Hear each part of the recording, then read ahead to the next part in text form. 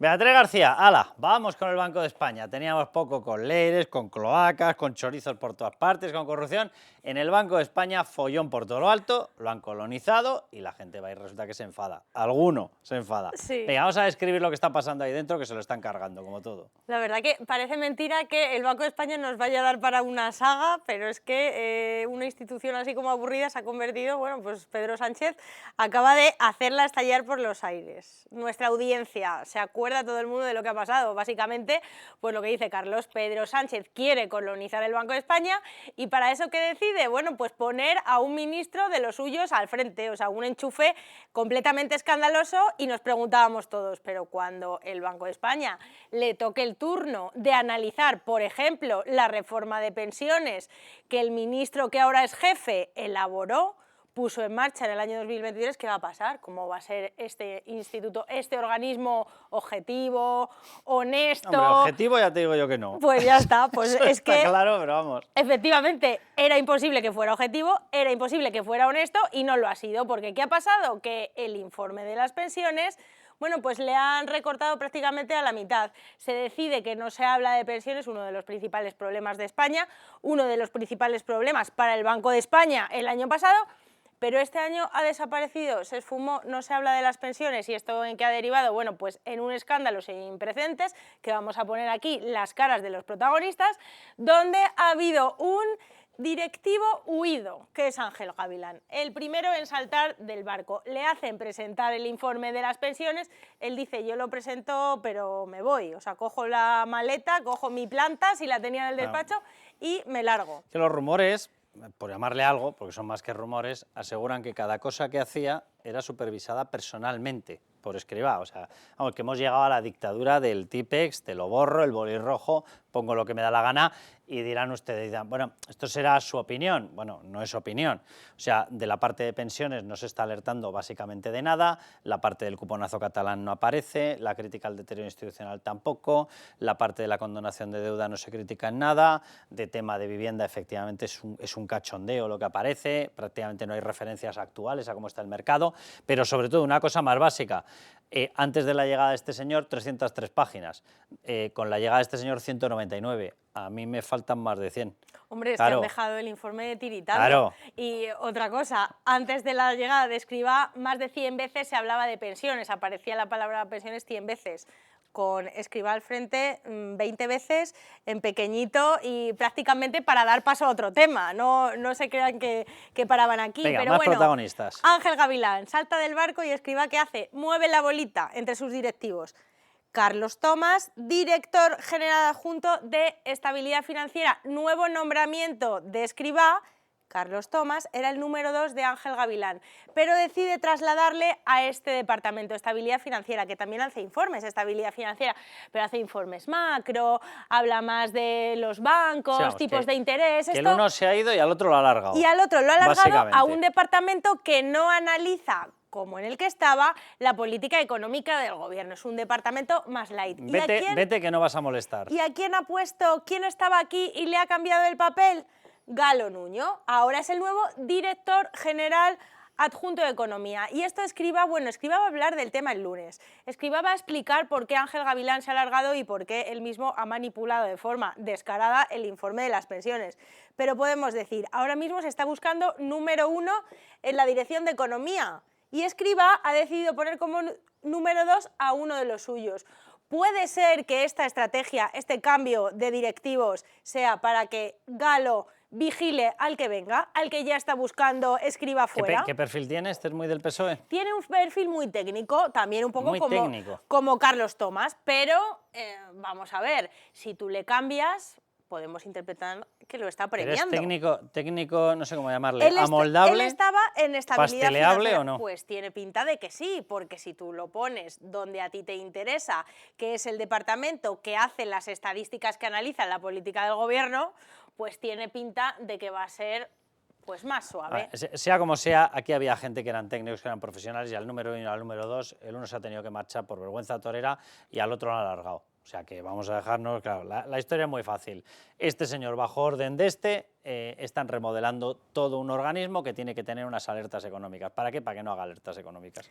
Sí, y vamos a ver en el siguiente pantallón las excusas de Escrivá para decirle a Ángel Gavilán, el directivo huido, el directivo que ha saltado el primero, por qué las pensiones no había que analizarlas, por qué en el informe del informe anual del Banco de España las pensiones prácticamente aparecen como un problema menor. Ciertas sensibilidades, esto nota de prensa del gobierno del Banco de España, que había ciertas sensibilidades cuando Ángel Gavilán presentó su análisis de las pensiones entre los que estaban en ese momento, los técnicos que estaban comandados por Escrivá. Ciertas sensibilidades eran que, claro, que estás poniendo el trabajo de tu jefe en entredicho. Esa es la cierta claro, sensibilidad. Es que este venía de ser ministro de pensiones. Claro. Gavilán dice, las cuentas no cuadran, y aquí al sensible resulta que dice, es que me molesta, así claro. que te vas tú y se va tu informe. Efectivamente. Luego dice Escrivá, con estos cambios que ha hecho, estos cambios que contamos, que la Dirección de Economía sale reforzada. Pero ¿cómo va a salir reforzada si la has desprestigiado completamente? Si es que hace 2 meses nadie sabía ni quién estaba al frente de la Dirección de Economía, quitando pues, economistas y los periodistas, nadie hablaba de esta institución. ¿Cómo va a salir reforzada si la has puesto en todos los titulares de los medios de comunicación? Si has dinamitado completamente esta sección. Y otra cosa, Escrivá también ha hecho cambios. En la Dirección de Economía había 4 departamentos de diferentes temáticas y ahora solo hay 2. O sea, tú recortas... Oye, mucho más fuerte. Sí, mucho más fuerte. Tú quitas 2 y sale más fuerte. Venga, ¿Troceo o Barcelona? Troceo o Barcelona, la gran pregunta, porque es lo que ya en el Banco de España, aparte de que no hay nadie, que no se quiere ni cruzar con Escrivá, nadie quiere entrar con él a su despacho, nadie quiere cruzárselo, porque Escrivá es una persona muy difícil, aparte de que hace las cosas muy mal y de que ha hecho la peor reforma de pensiones de nuestra historia, aparte es un mal jefe. O sea, y están en el Banco de España que no se le quieren ni cruzar por los pasillos. Troceo a Barcelona. Hay un rumor de que a la Dirección de Economía o que algunos empleados los querían mandar a Barcelona. ¿El Banco de España qué dice? Que no, que va a ser una dirección nueva, que va a ser una especie de dirección de ciberseguridad, de tecnología, que van a ser nuevos y que quien se quiera quedar en Madrid se queda en Madrid. Pero ¿tú qué estás haciendo ya? Tú ya estás aterrorizando a tu plantilla. Tú ya estás diciendo que cuidado, que como me enfade, que como me hagas un análisis que no me gusta, te mando a Barcelona, que haces las maletas y te vas a otra ciudad. O sea, régimen del terror, sea como fuere. El mejor argumento, lo digo con toda la ironía, es el cuarto, ¿eh? Sí. O sea, en el banco no tenemos capacidad técnica para analizar las pensiones. Perdón, pues entonces Esto, disuelvan ese organismo. Esto lo ha dicho Escrivá con, con sus propias palabras. Escrivá, el que viste y calza, dice que es que no tenemos. Primero, tú has reformado las pensiones, tú eres el jefe, o sea, si no hablas tú de tu reforma, apaga y vámonos. Y segundo, acabas de humillar a todos tus técnicos. Centenares de técnicos tiene el Banco de España... Que llevan haciendo ese análisis año tras año. Efectivamente, que llevan haciendo el análisis año tras año, incluso varios análisis al año sobre lo mismo. Además, hay una cosa que es evidente, el que tendría que estar juzgando su labor es el que nunca jamás va a tener capacidad para hacerlo. ¿Por qué? Porque está totalmente con un favoritismo absoluto. O sea, pero ¿cómo va a analizar él, cómo va a tener capacidad para analizar su propia obra? Siempre va a decir que le parece maravillosa, que le encanta. O sea, él está totalmente predestinado, predeterminado. Claro. O sea, él siempre va a decir que es maravillosa. El único que no tiene ninguna capacidad para analizar esa reforma es él. ¿Por cuestión técnica? Pues posiblemente por cuestión técnica tampoco, pero desde luego por cuestión personal nunca va a criticar su obra. Es que es de cajón. ¿Y cómo puedes decir que tu plantilla no está capacitada? Entonces, ¿para qué tienes a tu plantilla? Están todos menos él, claro, obviamente. Efectivamente. Bueno, pues después de decir que no tiene capacidad técnica para evaluar las pensiones, vamos a recordarle a toda nuestra audiencia cuando el Banco de España sí hablaba de pensiones, que ya lo dijimos el otro día en el informe anual de un año antes, pero es que el propio Gavilán firmó un informe, también un año antes, donde sí hablaba de pensiones, y firmado como Ángel Gavilán, esa persona que se ha tenido que ir del Banco de España porque, bueno, o sea, es que no le puede dar más vergüenza que en un momento dado haya dicho que las pensiones son un problema en nuestro país, la sostenibilidad de las pensiones, no que existan pensiones, y que ahora tu propio jefe te diga que no. ¿De qué hablaba Gavilán en ese informe? El que firmaba él, no el del año pasado del Banco de España. Pues hablaba de incertidumbre. Incertidumbre en el gasto público sin medida, el gasto público de las pensiones sin freno, genera incertidumbre porque el sistema colapsa, nos guste o no nos guste. ¿Qué más contaba él? Una pérdida de empleo al subir cotizaciones, como Escrivá decidió. Obvio. no restarle ni un euro al sistema de pensiones ni al gasto en pensiones y solo encomendarse a subir impuestos al trabajo, pues ¿qué pasó?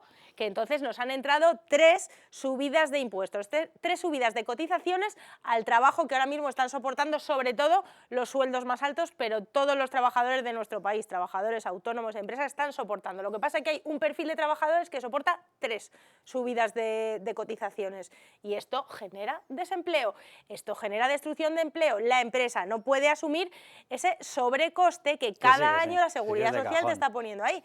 ¿De qué hablaba Escrivá? Bueno, pues del palo al trabajo y de quiénes eran los afectados. Trabajadores con empleos cualificados, trabajadores que son los que más riqueza generan en el país, los trabajadores que hay que atraer, pues estos trabajadores estaban sufriendo una penalización. Cuando se vayan de España, que no nos extrañe. Más cositas, necesidad de ahorro privado, de esto también hablaba Gavilán. ¿Qué hay que decirle a la gente? El futuro de las pensiones es muy negro, el futuro de las pensiones vamos a tener problemas. Usted mismo intente protegerse. ¿Cómo se puede proteger? Ahorre. Esto el gobierno no te lo dice. Hay una cosa que es muy básica. O sea, el modelo de este gobierno consiste en, 1, insulto a los empresarios, 2, no genero ningún atractivo para ellos y cuando vienen los saqueo a lo bestia a impuestos y cotizaciones. Resultado, muchas empresas o desaparecen o se marchan y las que podrían estar contratando a más gente contratan a menos porque tienen que destinar mucha más parte de dinero a pagar impuestos y cotizaciones. Resultado, tienes una base de cotizantes mucho más estrecha. Y como tienes una base de cotizantes mucho más estrecha, te lleva al desastre total. Todavía tengo que subirles más para intentar mantener. Ese es el modelo Escrivá, ese es el modelo Sánchez. ¿Eso funciona? Ni de broma. ¿Se pueden eludir en un informe medianamente técnico, admisible y creíble? ¿Se pueden eliminar esas advertencias? Es una barbaridad. Lo que están haciendo es una barbaridad, porque todo lo que se estaba diciendo antes tiene toda la razón. Claro. Eso te lleva a una necesidad de mayor ahorro privado, y tener en cuenta que vas a tener más gasto en sanidad y en cuidados. Y cuidados, es que es de cajón, de efectivamente, verdad. más esperanza de vida, más gasto sanitario, gente más mayor trabajando, gente que se pone más enferma y más cuidados, más personas dependientes del Estado. Entonces, claro, esto al gobierno no le gusta decir. No le gusta decir que va a ser un problema futuro el mayor gasto en sanidad y cuidados que van a tener que asumir los presupuestos generales del Estado. Tampoco el ahorro privado, porque a ellos los que les gusta publicitar es que el Estado siempre te va a proteger, que tu pensión siempre va a ser suficiente para costearte tu vida y que no ahorres y que tú no tengas ningún tipo de iniciativa porque ya Pedro Sánchez te va a proteger en todo lo que necesites. Y esto es lo que decía Ángel Gavilán y por eso se ha marchado.